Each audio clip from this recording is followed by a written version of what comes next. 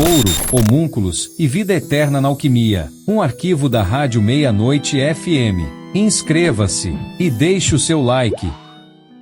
Alquimia é uma teoria quase científica, obsoleta, também considerada uma pseudociência desenvolvida na Idade Antiga. Foi praticada por diversas civilizações, desde a China até a Grécia, migrando para o Egito durante o período helenístico. Algum tempo mais tarde foi reintroduzida na Europa em meados do século XII, através de traduções de textos árabes para o latim.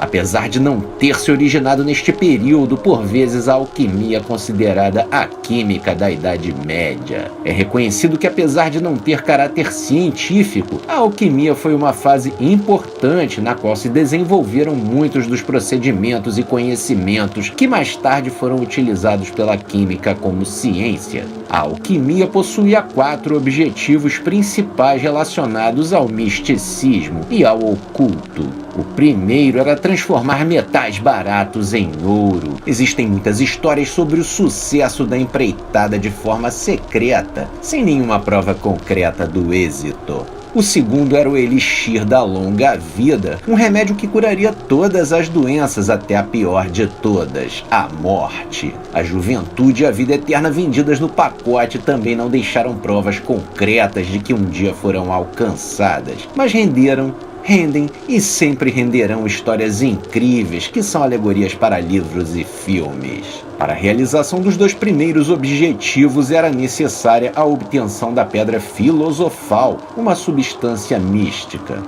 Não se trata de um filme do Harry Potter, embora tenhamos exibido um vídeo sobre o seu ambiente que está aí no card para você.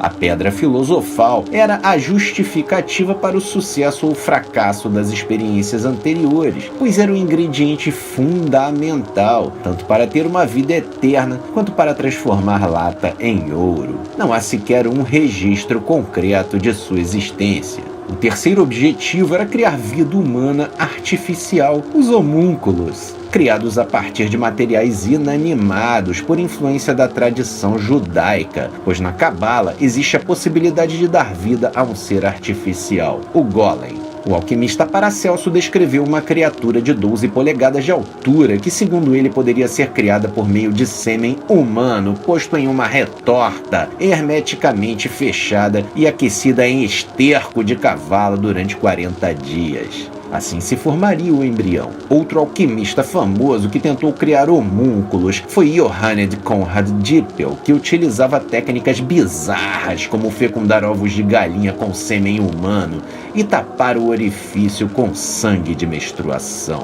O quarto objetivo era fazer com que a realeza conseguisse enriquecer mais rapidamente, pois garantir a plenitude da nobreza era a melhor forma de manter sua cabeça e seu pescoço colados ao resto do corpo. Ainda assim, alguns alquimistas foram acusados de bruxaria ao longo da história. Afinal de contas, essa riqueza nunca chegou através de suas mãos, e seus patrocinadores ficaram a ver navios.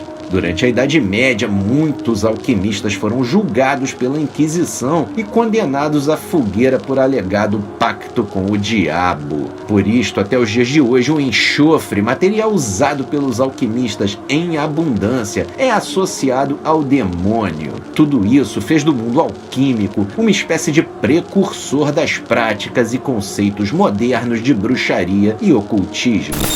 Gostou desse vídeo? Deixe seu like e se inscreva no canal.